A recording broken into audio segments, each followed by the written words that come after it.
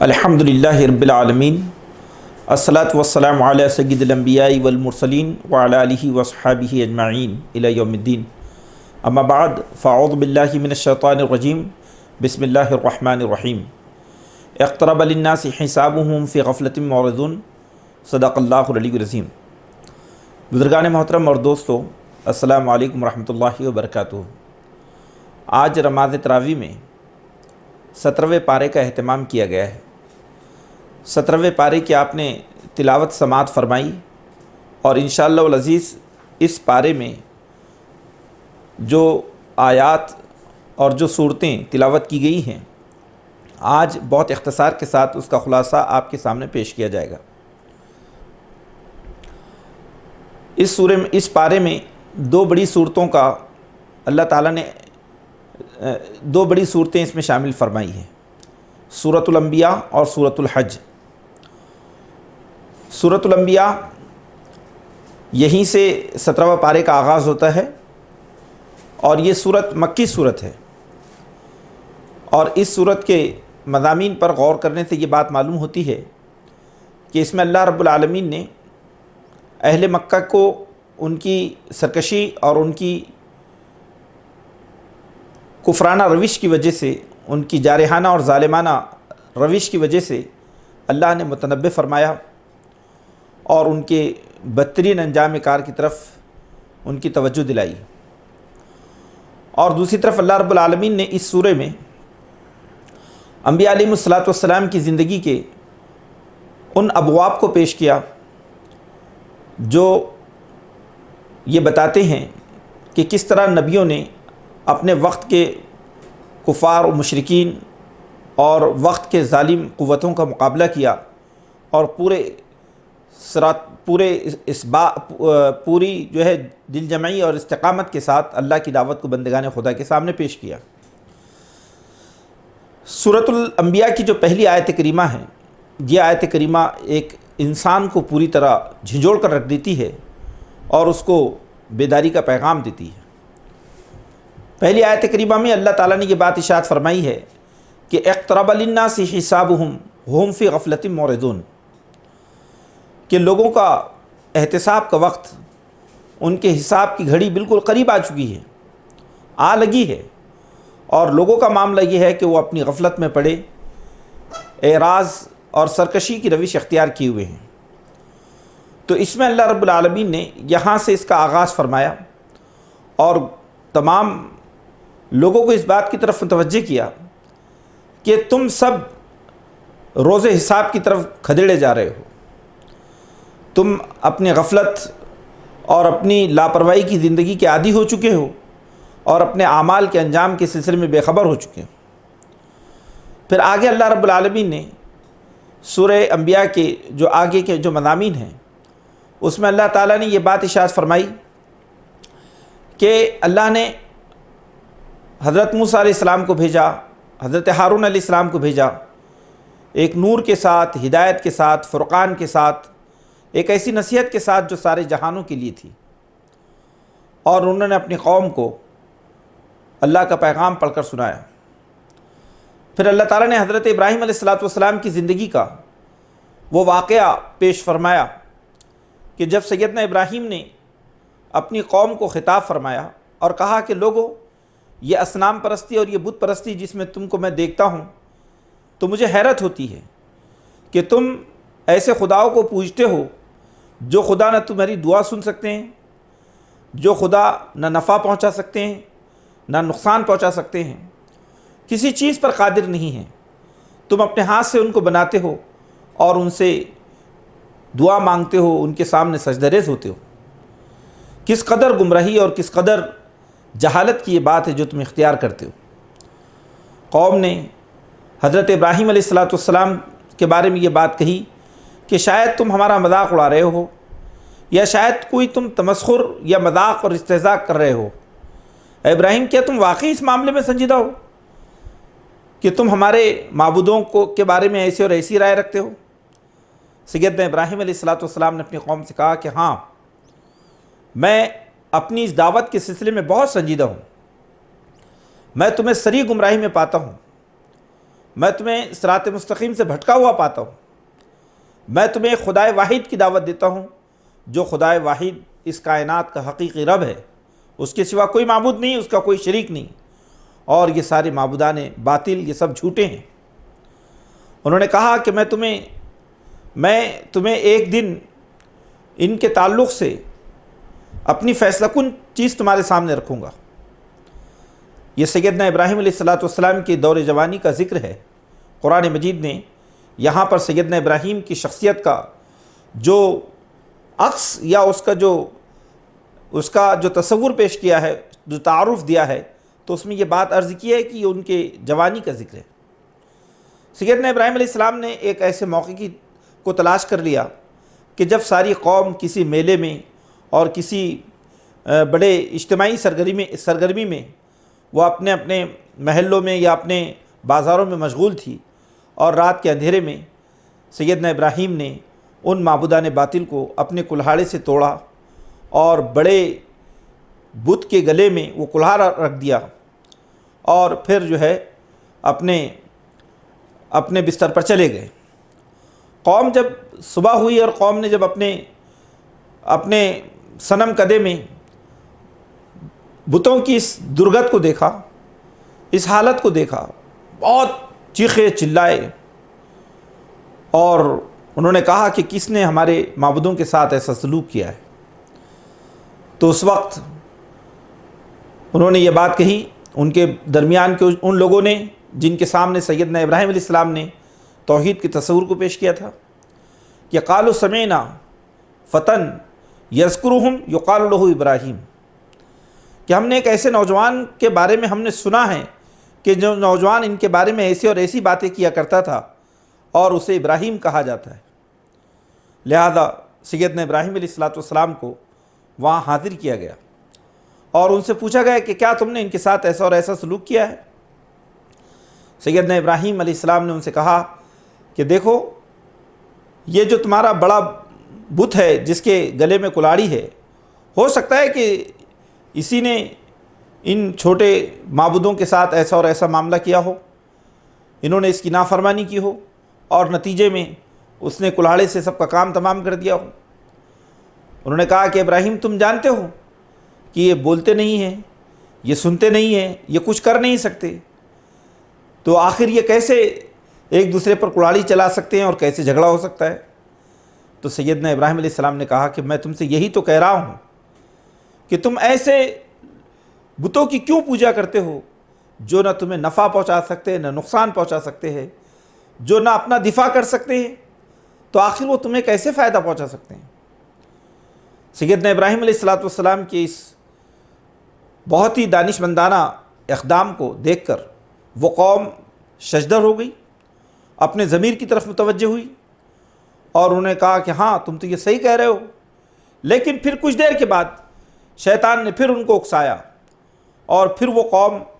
بدلے اور انتقام کی آگ میں جلنے لگی، اور بالآخر انہوں نے اور ان کی قوم کے بادشاہ نے یہ فیصلہ کر لیا اجتماعی طور پر کہ ہم ابراہیم کو جلا دیں گے۔ لہذا بہت بڑا الاؤ اور آتش کدہ تیار کیا گیا، بہت بڑا۔ روایتوں میں آتا ہے کہ اتنی بڑی آگ دہکائی گئی کہ اس سے بڑی آگ کبھی شاید اس علاقے میں نہ دہکائی گئی ہو، جس کی لپٹیں آسمان تک پہنچ جائیں، دور تک جو ہے اس کی آگ روشن کی گئی، اور ایک خاص جو ہے اس کے ساتھ میں خاص ٹیکنیک کے ساتھ سیدنا ابراہیم علیہ السلام کو اس آگ میں جھونک دیا گیا۔ اس منظر کو قرآن مجید نے پیش کیا کہ سیدنا ابراہیم علیہ السلام نے اس پورے معاملے کو اپنی آنکھوں سے دیکھا، اور پوری ثابت قدمی کے ساتھ وہ اپنے عقیدے پر قائم رہے، اور وہ بہت خوشی کے ساتھ وہ آتش کدہ نمرود میں چلے گئے۔ قرآن مجید نے اس کا ذکر ان الفاظ میں کیا ہے کہ قلنا یا نار کونی بردوں وسلاما علی ابراہیم، کہ جب ابراہیم کو آگ میں پھینک دیا گیا تو ہم نے آگ کو حکم دیا کہ اے آگ ٹھنڈی ہو جا اور سلام بن جا، سلامتی بن جا یعنی نقصان پہنچانے کے بجائے حفاظت کرنے والی بن جا۔ کس پر؟ میرے ابراہیم پر۔ اے آگ ٹھنڈی ہو جا اور سلامتی بن جا میرے ابراہیم پر۔ اور دیکھتے ہی دیکھتے وہ آگ جو جلا کر خاکستر کرتی ہے، وہ آگ ابراہیم کے لیے گلزار بن گئی، اور پوری قوم نے اپنی چشم ظاہر سے اس حقیقت کو دیکھا کہ اللہ تعالیٰ نے اپنے پیغمبر کی حفاظت فرمائی۔ اور اس کے بعد سیدنا ابراہیم علیہ السلام وہاں سے نکلے، اور پھر اس قوم وہاں سے حضرت لوط علیہ السلام کے ساتھ وہ اس دیار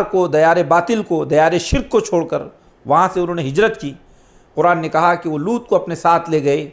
اور لوط علیہ السلام کو اللہ نے پھر نبوت سے سرفراز فرمایا، اور ایک بڑے مشن پر لوط علیہ السلام کو بھیجا۔ اور پھر لوط علیہ السلام کی قوم کے جن نافرمانوں نے، جن بدکاروں نے اللہ کے رسول کی مخالفت کی، دین کا مذاق اڑایا، تو وہ قوم خدا کے عذاب کا شکار بن گئی۔ پھر قرآن آگے کی ذکر کرتا ہے کہ ہم نے پھر ابراہیم علیہ السلام کو اسحاق اور اسماعیل عطا کیے، اور پھر اس کی نسل سے اللہ تعالیٰ نے بڑے بڑے پیغمبروں کو پیدا فرمایا۔ ان عظیم پیغمبروں میں قرآن مجید نے یہاں پر حضرت داؤد، حضرت سلیمان کا ذکر کیا کہ داؤد اور سلیمان کو ہم نے پیدا کیا، اور ہم نے داؤد کو لوہے کو پگھلانے اور پگھلا کر اسے زرہ بنانے کا علم عطا فرمایا، تاکہ وہ اپنی قوم کو کے لیے فائدہ مند ہو سکے۔ تو یہاں قرآن مجید نے یہ بتایا کہ سیدنا داؤد علیہ السلام کو خاص طور سے انڈسٹری لوہے کی جو ہے وہ ان کو بخشی گئی۔ اللہ تعالیٰ نے داؤد علیہ السلام کو زبور عطا فرمایا۔ پھر اللہ تعالیٰ نے داؤد علیہ السلام کی نسل کو آگے بڑھایا، اور ان کی نسل میں سلیمان جیسے عظیم الشان پیغمبر کو پیدا فرمایا۔ اور سلیمان علیہ السلام کو اللہ تعالیٰ نے جو اقتدار بخشا، ویسا اقتدار وہ زمین پر کسی کو بخشا نہیں گیا۔ ان کی اطاعت میں جنوں کو دیا گیا، ہواؤں کو دیا گیا، ہوائیں ان کی اطاعت کے مطابق سمندروں میں ان کے جہازوں کو لے کر چلتی، جن ان کی فرمانبرداری کرتے، شیاطین ان کے سامنے جو ہے شیاطین بھی ان کے پابند تھے۔ تو قرآن نے اس کا ذکر کیا، اور اس کے ساتھ قرآن نے کہا کہ ہم نے ان کو علم و حکمت عطا کیا، اور وہ اللہ کے بڑے شکر گزار بندے تھے۔ پھر اس کے بعد میں قرآن مجید نے حضرت مریم علیہ السلام کا ذکر فرمایا، حضرت عیسیٰ مسیح کا ذکر فرمایا، اور ان کی پوری جو دعوتی جدوجہد ہے اس کو بھی پیش فرمایا۔ قرآن نے حضرت مریم علیہ السلام کے تقدس کو، ان کی عصمت کو، ان کی عفت کو بطور مثال پیش کیا کہ نہایت ہی پاک دامن خاتون تھی وہ، اور اللہ نے اسے حضرت عیسیٰ مسیح علیہ السلام جیسا بیٹا عطا فرمایا۔ پھر قرآن مجید نے یہ بات کہی کہ دیکھو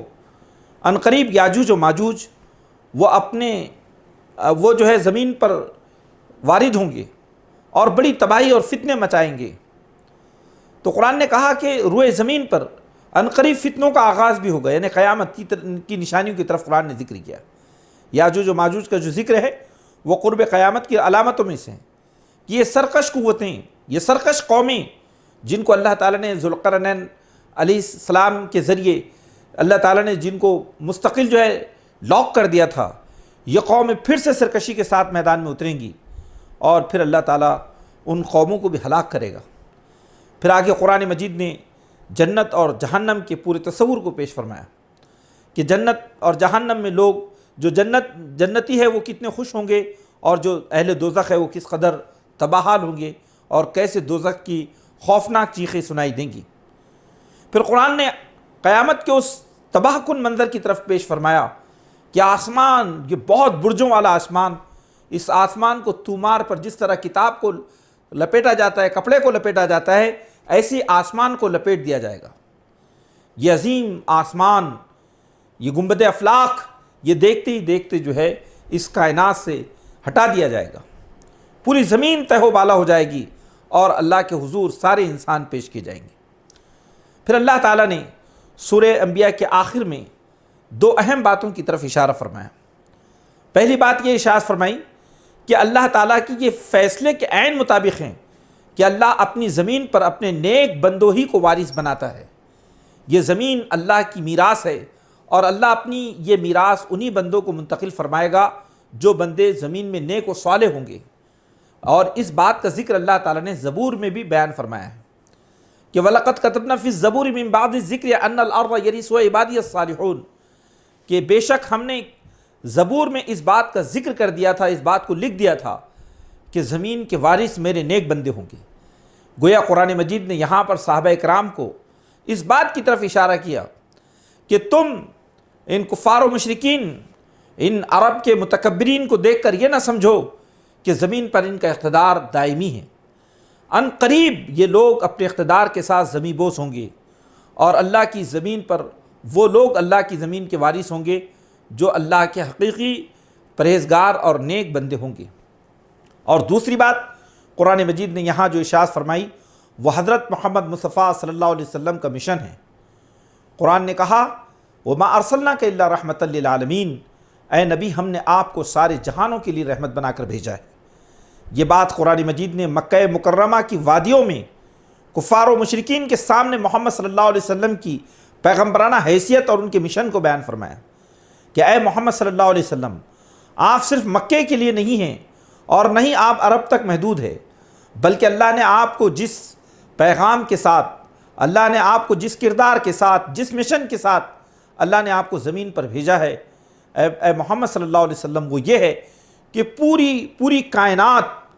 پوری انسانی دنیا کا ذرہ ذرہ آپ کی رحمت سے فائدہ اٹھائے۔ یہاں محمد صلی اللہ علیہ وسلم کی بہت ہی خوبصورت آپ کی جو ہے تصویر پیش کی گئی کہ اللہ کے رسول کی جو ذات ہے وہ انسانوں کے لیے ظلم اور انسانوں کے لیے جو ہے کسی بھی طرح کے ناانصافی کا سبب نہیں ہے، بلکہ اللہ کے رسول کی ذات انسانی سماج کے لیے خدا کی رحمت ہے۔ یعنی قرآن نے یہاں پر خدا کی رحمت سے آپ کے وجود کو تعبیر فرمایا ہے۔ ہم دیکھتے ہیں کہ یہ مکی آیات ہیں، اور مکے میں عالمی تصور دین کا یہ تقریباً کفار مکہ کے لیے اور تقریباً ناقص العقل لوگوں کے لیے ناقابل فہم تھا، لیکن اللہ تعالیٰ اس حقیقت سے واقف تھا کہ یہ دین جو اللہ نے اپنے نبی پہ نازل فرمایا ہے، یہ دین دنیا کا بہت عظیم الشان دین ہوگا، اور آپ کی جو ذات ہے وہ کائنات کی سب سے محبوب اور کائنات کی سب سے محمود ذات ہوگی۔ پھر اس کے بعد میں سورہ انبیاء یہاں مکمل ہوتی ہے، اور سورہ انبیاء کے بعد سورہ حج کا آغاز ہوتا ہے۔ یہ سورۃ الحج بھی دراصل مکی صورت ہے۔ سورۃ الحج کے مضامین پر جب ہم غور کرتے ہیں تو سورۃ الحج کے جو مضامین ہیں وہ 3 طرح کے مضامین اس میں سامنے آتے ہیں۔ پہلا جو مضمون ہے وہ سورہ حج کا پہلا حصہ وہ آخرت پر، اس بات آخرت پر منحصر ہے۔ اللہ تعالیٰ نے اس میں مشرکین کو متنبع کیا ہے کہ وہ اپنے سارے اعمال کے ساتھ خدا کی عدالت میں پیش ہوں گے، اور کائنات کا منظر کیسا ہوگا اس کو پیش کیا ہے۔ اور پھر اس کے بعد میں دوسرا جو حصہ ہے اس میں جو منافقین ہیں، جو صحیح معنوں میں اسلام میں آنے کے باوجود بھی وہ اسلام کے لیے مفید نہیں بلکہ مضر ثابت ہو رہے ہیں، کجروی اختیار کر رہے ہیں، نفاق کا لبادہ اڑے ہوئے ہیں، ان کی طرف متوجہ کیا۔ اور پھر قرآن نے یہ بتایا کہ حج کی طرف متوجہ کیا۔ یہ حج یہ کیا ہے؟ اللہ نے حج کی اس عظیم عبادت کی طرف ذکر فرمایا کہ حج کیا ہے، اس کے مقاصد کیا ہے، اور پھر یہ بتایا کہ جو اللہ تعالیٰ نے زمین میں، اللہ تعالیٰ جب ایمان والوں کو تمکن اور اقتدار بخشے گا تو وہ کیا کریں گے، اور ان کا کردار اور ان کی حیثیت عالم انسانی کے سامنے کیا ہوگی۔ تو دیکھیے کہ سورہ حج کا جو پہلی جو آیات ہیں وہ آیتیں دراصل تصور آخرت کو اس طور پر پیش کرتی ہیں کہ اس کو سن کر دل پر کپ کپی طاری ہو جاتی ہے، پورا وجود جو ہے اس سے لرزہ ہو جاتا ہے۔ اللہ نے فرمایا یا ایھا الناس اتقوا ربکم ان زلزلۃ الساعۃ شیء عظیم،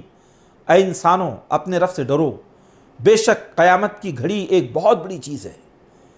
ان زلزلۃ الساعہ، قیامت کا جو زلزلہ ہے، شیء عظیم، ایک بہت عظیم چیز ہے۔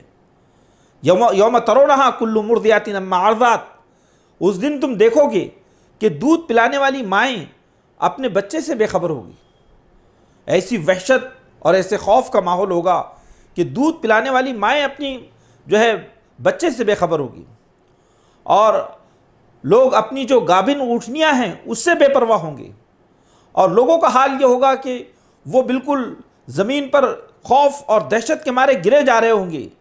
تم سمجھو گے کہ لوگوں نے نشہ کر لیا ہے، حالانکہ وہ نشے میں نہیں ہوں گے۔ دراصل قیامت کا آمد کا منظر ہی ایسا ہوگا کہ انسانی دنیا تہہ و بالا ہو جائے گی۔ پھر قرآن مجید نے یہ بتایا کہ لوگوں، تمہارا جو وجود ہے تم اس پر بھی غور کرو کہ ہم نے تمہیں مٹی سے پیدا کیا، تم بالکل غیر معروف چیز تھے، اللہ نے تم کو اپنے مادر رحم میں تمہاری نشوونما فرمائی، اور ایک ایسے وجود سے تم آئے کہ جس کا کوئی ذکر نہیں تھا، پھر اللہ نے اپنی خلاقیت سے اور اپنی رحمت سے تمہارے وجود کو استحکام بخشا، صلاحیتوں سے مالا مال کیا۔ لیکن جب انسان بڑا ہوتا ہے تو وہ نافرمانی کرتا ہے،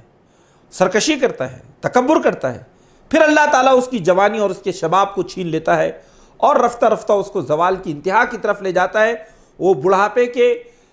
دور زوال کی طرف جانے کے بعد وہ اس حالت میں چلا جاتا ہے جس حالت میں وہ بچپن میں تھا، یعنی علم رکھنے کے باوجود بھی اس کا علم اس کے لیے، وہ اپنے علم پر کوئی گرفت نہیں رکھتا، بھول کا اور ہر طرح کی کمزوری کا شکار ہو جاتا ہے۔ پھر اللہ تعالیٰ نے اس کے بعد میں ایمان والوں کے درمیان سے ایسے لوگوں کی نفسیات کو پیش کیا ہے کہ جو ایمان لاتے ہیں لیکن ایمان لا کر وہ ایمان کے تقاضوں کو پورا نہیں کرتے۔ اسلام ان سے جس طرح کے صبر و استقامت اور جس طرح کی قربانی کا مطالبہ کرتا ہے اس کو پیش کرنے کے بجائے وہ لوگ صرف اسلام سے فائدہ اٹھانا چاہتے ہیں اور اسلام کے لیے قربانی دینا نہیں چاہتے، بلکہ جہاں نفع ملا وہاں وہ اپنے آپ کو شامل کر لیتے ہیں۔ قرآن نے کہا من الناس من یعبد اللہ علی حرف فإن أصابه خیر اطمأن به وإن أصابته فتنة انقلب على وجهه خسر الدنیا والآخرة ذلك هو الخسران المبین۔ اے محمد صلی اللہ علیہ وسلم، لوگوں میں سے بعض ایسے بھی ہیں جو کناروں پر رہ کر اللہ کی بندگی کرنا چاہتے ہیں، اگر انہیں دین سے فائدہ پہنچا، اسلام سے فائدہ پہنچا تو وہ اس پہ مطمئن رہتے ہیں، اور اگر انہیں کوئی آزمائش پیش آ گئی، کسی طرح کی قربانی دینے کا کوئی موقع آیا تو پھر وہ اسلام کو چھوڑ دیتے ہیں اور پیچھے پلٹ جاتے ہیں۔ تو جن لوگوں نے ایسی روش اختیار کی انہوں نے اپنی دنیا اور آخرت دونوں کو برباد کر لیا۔ خسرت الدنیا والآخرہ، ان کی دنیا بھی برباد ہو گئی، آخرت بھی برباد ہوئی، اور ذالک هو الخسران المبین، اس سے بڑھ کر خسارہ کیا ہو سکتا ہے؟ یہ بہت عظیم خسارہ ہے، کھلا ہوا خسارہ ہے۔ تو یہاں قرآن مجید نے یہ منافقت کا جو کردار ہے اس کی طرف توجہ دلائی ہے کہ منافقت کا کردار یہ بہت خوفناک ہے، یہ اپنے انجام کے اعتبار سے ایک بہت برے انجام کی طرف جانے والا کردار ہے۔ پھر اللہ تعالیٰ نے حضرت ابراہیم کی زندگی کے اس واقعے کو پیش فرمایا کہ سیدنا ابراہیم جب ہجرت کر کے مکے کی وادیوں میں پہنچے اور وہاں انہوں نے اپنے بیٹے کی قربانی پیش کی، وہاں پر انہوں نے ہر طرح کی قربانیاں پیش کی، تو اس کے بعد میں قرآن مجید نے یہ بات بتائی کہ سیدنا ابراہیم کو اللہ تعالیٰ نے خانہ کعبہ کی تعمیر کا حکم دیا، اور خانہ کعبہ کی تعمیر کے بعد وہ گھر کہ جو بے آب و گیا زمین میں تھا، وہ گھر کے جو ریگستانوں کی آغوش میں تھا، چاروں طرف ایسے پہاڑ جو بالکل برہنہ پہاڑ ہیں، ان پہاڑوں کے دامن میں ایک ایسی وادی جو دھوپ سے تپتی ہے، اس وادی میں اللہ تعالیٰ نے اپنے سب سے عظیم گھر کے تعمیر کا حکم سیدنا ابراہیم کو دیا۔ جب وہ گھر تعمیر ہوا تو سیدنا ابراہیم علیہ السلام نے عشق و محبت کے ساتھ اس گھر کو دیکھا، اور ان کے دل میں یہ بات آئی کہ اس ویرانے میں یہ گھر آباد کیسے ہوگا، کیسے آخر اس گھر کو جبین نیاز اس گھر میں سجدہ ریز ہوگی۔ تو اسی وقت اللہ تعالیٰ نے اپنے ابراہیم کے اس درد کو دیکھا، ان کی اس کیفیت کو دیکھا اور کہا کہ اے ابراہیم، اس ویرانے میں اس گھر میں اذان دو، اذن فی الناس بالحج یاتوک رجال۔ اے ابراہیم، یہ جو گھر بنایا گیا ہے اب تم اذان دو، تم دیکھو گے کہ تمہاری اذان کی جو صدا ہے، اس کی جو آواز ہے مشرق و مغرب میں گونجے گی، اور جو اللہ کے سچے عاشق ہیں وہ اس گھر کی زیارت کے لیے آئیں گے۔ سیدنا ابراہیم نے اذان دی، اور پھر اذان دینے کے بعد ہم دیکھتے ہیں کہ آج تقریباً 4,500 سال کا زمانہ گزر چکا ہے، اتنا بڑا صدیاں گزر چکی ہیں، لیکن اذان ابراہیم فضاؤں میں گونج رہی ہے، اور ہر سال ہر مہینے لاکھوں اور کروڑوں کی تعداد میں لوگ اس گھر کی طرف جاتے ہیں، اور وہ توحید کا جو مرکز ہے وہ پوری کائنات میں روشنی اور ہدایت توحید کی معرفت کو بانٹ رہا ہے۔ وہاں قرآن مجید نے یہ بات بھی بہت سارے جو ہے یہ مقاصد بھی بیان فرمائے حج کے، اور حج کے بعد میں جو قربانی ہیں قربانی کی طرف بھی متوجہ کیا کہ ہر چیز کا اللہ تعالیٰ نے ایک مقصد رکھا ہے۔ اس حج کے جتنے شعائر ہیں، اس کی جتنی نشانیاں ہیں، یہ ساری نشانیاں دراصل انسان کے اندر اللہ کا تقوی پیدا کرتی ہیں، چاہے طواف کعبہ ہو، چاہے صفا و مروہ کی سعی ہو، چاہے عرفات کا وقوف ہو، یہ سارے حج کے جتنے بھی مراسم ہیں اور حج کے جتنے بھی مشاعر ہیں، یہ سب کے سب دراصل ایک بندے مومن کو دراصل اللہ کی عظمت کی طرف، اللہ کی توحید کی طرف لے جاتے ہیں اور سیدنا ابراہیم کے مشن سے جوڑتے ہیں۔ اور سیدنا ابراہیم کے مشن میں جو اہم چیز ہے وہ قربانی بھی ہے کہ انہوں نے اپنے بیٹے کی قربانی پیش کی تھی، اور اس کے بعد میں اللہ تعالیٰ نے اس قربانی کے عوض دمبے کو پیش کیا، اور پھر ان کی قربانی کی سنت کو اس زمین پر جاری فرما دیا۔ تو قرآن نے کہا کہ یہ جو جانور تم اللہ کی راہ میں قربان کرتے ہو، ذبح کرتے ہو، تو ان جانوروں کا خون اور اس کا گوشت اللہ کو نہیں پہنچتا، بلکہ اللہ تعالیٰ کو تمہارا تقوی پہنچتا ہے۔ لَن يَنَالَ اللَّهَ لُحُومُهَا وَلَا دِمَاؤُهَا وَلَكِنْ يَنَالُهُ التَّقْوَى مِنْكُمْ۔ یہ ان جانوروں کا گوشت اور ان کا خون اللہ کو نہیں پہنچتا، بلکہ تمہارا تقوی، کہ تمہارے اندر اس قربانی کے ذریعے اللہ کی محبت کتنی جاگزی ہوئی، اللہ کی فرمانبرداری کا جذبہ کتنا ہوا، اللہ سے وارفتگی اور اللہ سے عشق و محبت کی کیفیت کس درجہ تم میں پیدا ہوئی، اللہ کی راہ میں ایثار و قربانی کا جذبہ کتنا نشوونما پایا، یہ دراصل اس قربانی اور اس حج کے عظیم مقاصد میں سے ایک ہے۔ پھر اس کے بعد میں قرآن مجید نے اس بات کی طرف اشارہ کیا کہ اے محمد صلی اللہ علیہ وسلم، ان قریب اس روئے زمین پر آپ کی امت کو اللہ اقتدار بخشے گا۔ یہ لوگ جن کو اللہ نے اقتدار بخشا، ان لوگوں نے زمین کو فتنہ و فساد سے بھر دیا، لیکن اللہ تعالیٰ یہ چاہتا ہے کہ ایک ایسی امت زمین پر آئے جو امت زمین پر خدائی مشن کی پاسبان ہو۔ تو اس کی طرف اللہ تعالیٰ نے اشارہ کیا کہ الذین ان مکناہم فی الارض اقاموا الصلاۃ وآتوا الزکاۃ وامروا بالمعروف ونہوا عن المنکر وللہ عاقبۃ الامور۔ اے محمد صلی اللہ علیہ وسلم، ہم ان لوگوں کو جب زمین میں تمکن اور اقتدار بخشیں گے تو یہ لوگ کیا کریں گے؟ یہ لوگ زمین میں نماز قائم کریں گے، زکوٰۃ دیں گے، نیکیوں کو حکم دیں گے، برائیوں سے روکیں گے، اور بہترین انجام کار اللہ کے پاس ہے۔ اللہ تعالیٰ نے یہاں پر مکے میں جو صحابہ کرام کی جمعیت تشکیل پا رہی تھی، اس جمعیت کے مقصد وجود کو یہاں پر اللہ تعالیٰ نے بیان فرمایا۔ پھر اس کے بعد میں جو سورہ حج ہے، اس کے آخری آیات میں اور بھی تفصیل ہے، لیکن آخر کے آیات میں اللہ تعالیٰ نے جو ہے توحید کی طرف متوجہ فرمایا، اور آخر کی جو دو آیتیں ہیں خاص طور سے، ان دو آیتوں میں اللہ تعالیٰ نے امت مسلمہ کے مقصد وجود کو ایک قرارداد کے طور پر اللہ تعالیٰ نے پیش فرمایا کہ روئے زمین پر امت مسلمہ کن خصوصیات کی وجہ سے بالکل ایک ممتاز اور ایک ڈیفرنٹ امت کے حیثیت سے اپنے آپ کو پیش کرے گی۔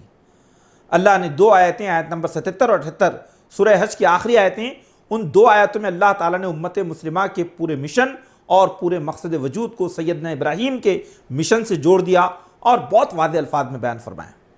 یا ایھا الذین آمنوا ارکعوا واسجدوا واعبدوا ربکم وافعلوا الخیر لعلکم تفلحون، کہ اے لوگو جو ایمان لائے ہو، رکوع کرو اور سجدہ کرو اور بھلائی کے کام کرو اور اللہ کی بندگی کرو، اس سے امید ہے کہ تمہیں فلاح نصیب ہو۔ وجاہدوا فی اللہ حق جہادہ، اللہ کی راہ میں بھرپور جدوجہد کرو، ایسی جدوجہد، ایسی لامتناہی کوششیں کہ جن کا جو حق ہے وہ حق پورا ہو جائے۔ جاہدوا فی اللہ، اللہ کے لیے کرو، اور حق ولا تموتن، آگے قرآن نے کہا هو اجتباکم، اللہ نے تمہیں اپنے مشن کے لیے چن لیا ہے، اللہ نے تمہیں اپنے مشن کے لیے، یعنی امت مسلمہ اللہ کے مشن کے لیے منتخب کر لی گئی ہے، محمد صلی اللہ علیہ وسلم کی امت۔ اور ما جعل علیکم فی الدین من حرج، اللہ نے دین میں تمہارے لیے کوئی تیڑ، کوئی تنگی، کوئی کجی نہیں رکھی، دین انتہائی سادہ، انتہائی قابل عمل دین بنا کر تمہارے سامنے پیش کر دیا ہے۔ اور ملت ابیکم ابراہیم، اب اس دین کے مشن کی تکمیل کے لیے تمہارے سامنے سیدنا ابراہیم کو اسوہ ہے،